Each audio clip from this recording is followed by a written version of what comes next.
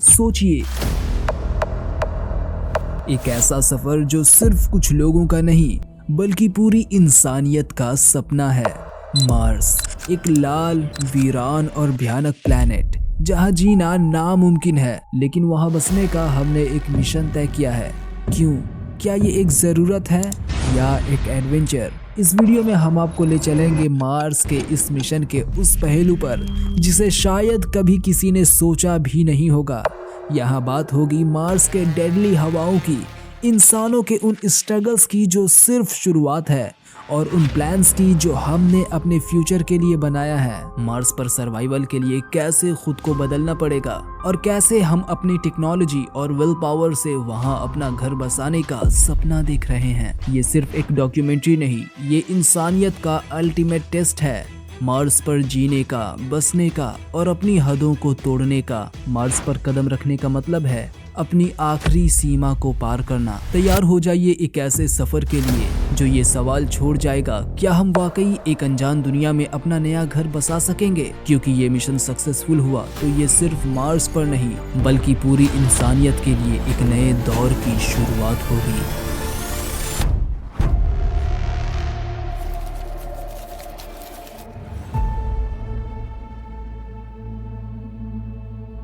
सोचिए, आप एक दिन मार्स पर खड़े हैं, उसके रेड डेजर्ट और खुले आसमान के नीचे, और इमेजिन कीजिए एक दिन हो सकता है आप वहां अपना घर बनाएं।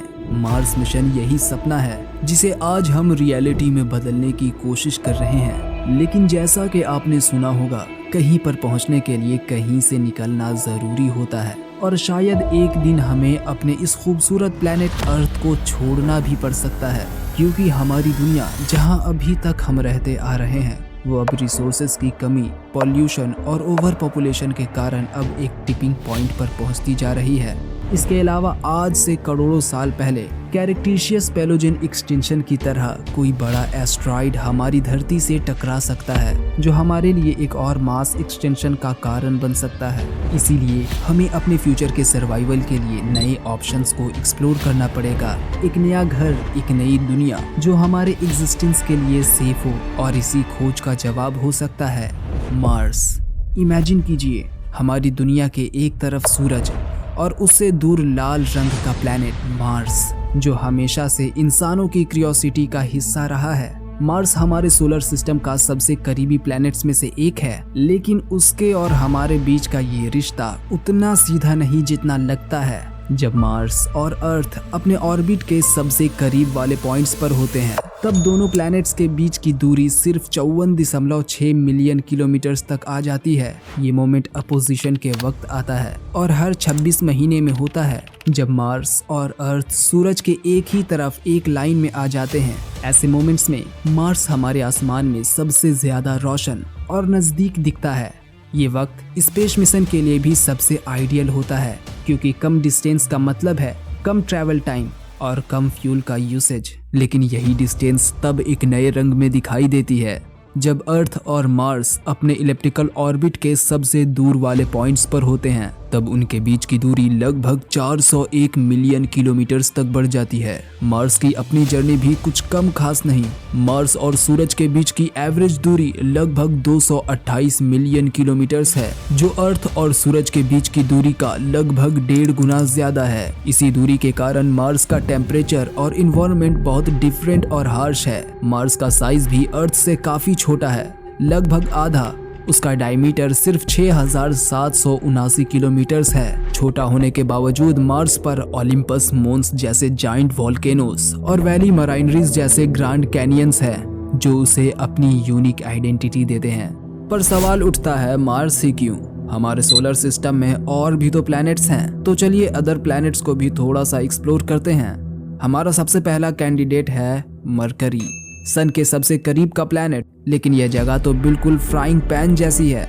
सुबह इतनी गर्मी होती है कि मेटल्स तक मेल्ट हो जाए, और रात इतनी ठंडी कि -170 डिग्री तक टेम्परेचर गिर जाता है। वहाँ सरवाइव करना तो दूर, पहला कदम रखते ही हमें मालूम पड़ता है कि ये दुनिया हमारे लिए नहीं बनी। फिर आता है वेनस, जो हमारे बिल्कुल पास है। और कुछ समय तक साइंटिस्ट का फोकस भी रहा। लेकिन वेनस तो ऐसा लगता है जैसे किसी बॉइलिंग पॉट में झांक रहे हों। क्लाउड सल्फ्यूरिक एसिड से भरे हैं और एटमॉस्फेयर में कार्बन डाइऑक्साइड इतनी ज्यादा है कि यहाँ का टेम्परेचर अर्थ के सबसे हॉटेस्ट डे से भी कई गुना ज्यादा होता है। सरफेस का हाल तो ऐसा है कि वहाँ लीड तक मेल्ट हो जाए, सोचकर ही डर लगता है। तो यहाँ रहने की तो बात ही छोड़ो। और अब बात अर्थ की, हमारा अपना प्यारा प्लेनेट जहाँ अब तक लाइफ का सफर चल रहा है। उसके बाद आते हैं बाकी के planets, Jupiter, Saturn, Uranus, Neptune. ये तो सिर्फ गैसेस जाइंट्स हैं जहाँ ना तो सरफेस है और ना ही वहाँ उतर पाने की कोई पॉसिबिलिटी। इसका टेम्परेचर, प्रेशर और गैसेस का एटमॉस्फेयर एक पल में हमें वहाँ से भगा देगा। अब बात करते हैं उस प्लेनेट की जो हमारे फ्यूचर में उम्मीद की तरह चमक रहा है, मार्स। इस रेड प्लेनेट के इन्वायरमेंट का जब हम गौर से एनालिसिस करते हैं तब कुछ यूनिक एस्पेक्ट्स निकल कर आते हैं जो हमें वहाँ बसने के सपने में थोड़ी उम्मीद देते हैं। किसी भी प्लेनेट पर जीवन बसाने के लिए सबसे पहले ज़रूरत है वाटर की, और मार्स के पूल्स पर वाटर बर्फ के फॉर्म में मौजूद है, यानी कि हमारे पास एक नेचुरल वाटर सोर्स का पोटेंशियल है। इमेजिन करो आप मार्स पर हैं और वहाँ के पोलर रीजन में ब्यूरेड आइस आपके लिए ड्रिंकिंग वाटर या एग्रीकल्चर के लिए एक वैल्यूएबल रिसोर्स बन सकता है। सिर्फ इतना ही नहीं, टेक्नोलॉजी के साथ हम इन्हें ब्रेक डाउन करके हाइड्रोजन और ऑक्सीजन में कन्वर्ट कर सकते हैं जो फ्यूल और ब्रीथेबल एयर के सोर्सेज बन सकते हैं। मार्स का ये फ्रोजन वाटर सोर्स वहाँ एक नए सिविलाइजेशन के लिए एक स्ट्रॉन्ग फाउंडेशन बन सकता है। चलिए अब मार्स की गहराइयों को एक्सप्लोर करते हैं और देखते हैं क्या ये हमें एक सस्टेनेबल इन्वायरमेंट दे सकता है। एक सस्टेनेबल इन्वायरमेंट की सबसे पहली ज़रूरत होती है एक ऐसे नेचुरल शील्ड की जो हमें सूरज के हार्मफुल रेस से बचाए, और वो है ओजोन लेयर। ओजोन लेयर एक नेचुरल सनस्क्रीन की तरह काम करती है जो यूवी रेस का ज़्यादा हिस्सा एब्जॉर्ब करके अर्थ की सरफेस तक पहुंचने से रोकता है। लेकिन मार्स पर ओजोन लेयर पृथ्वी के मुकाबले ना के बराबर है। ओजोन लेयर की कमी के कारण मार्स का इन्वायरमेंट इंसानी जीवन के लिए और भी डेंजरस हो जाता है, क्योंकि यूवी रेडिएशन सरफेस तक आसानी से पहुंच जाता है जो मार्स पर डायरेक्ट हमारे स्किन और सेल्स को डैमेज कर सकता है। यूवी रेस के एक्सपोजर से कैंसर, विजन लॉस और डीएनए म्यूटेशन जैसे लाइफ थ्रेटिंग प्रॉब्लम हो सकते हैं। इसके अलावा अर्थ पर एक स्ट्रॉन्ग मैग्नेटिक फील्ड है जो हमें कॉस्मिक रेडिएशन और सोलर विंड के खतरनाक असर से बचाती है। मैग्नेटिक फील्ड एक इंडिविजुअल शील्ड बनाती है जो स्पेस से आने वाले चार्ज पार्टिकल्स और रेडिएशन को हम तक पहुंचने से रोकती है। लेकिन मार्स पर यह मैग्नेटिक फील्ड नहीं है। इसका मतलब है कि मार्स के सरफेस तक कॉस्मिक रेडिएशन डायरेक्ट पहुंचती है जो ह्यूमंस के लिए काफी हार्मफुल हो सकती है। ये रेडिएशन कैंसर और न्यूरोलॉजिकल डैमेज जैसे हेल्थ रिस्क को काफी बढ़ाते हैं और एक मार्स बेस में रहने वाले लोगों की हेल्थ पर भी इम्पैक्ट डाल सकते हैं। अगर हमें वहां सरवाइव करना है तो हमारे शेल्टर्स और हैबिटेट्स में रेडिएशन प्रूफ डिजाइंस और मटेरियल्स का होना जरूरी है। लेकिन यह नेचुरल मैग्नेटिक फील्ड के सब्स्टिट्यूट का काम नहीं कर सकता। मार्स पर बसने के लिए ये एक बड़ी और कांस्टेंट चैलेंज होगी।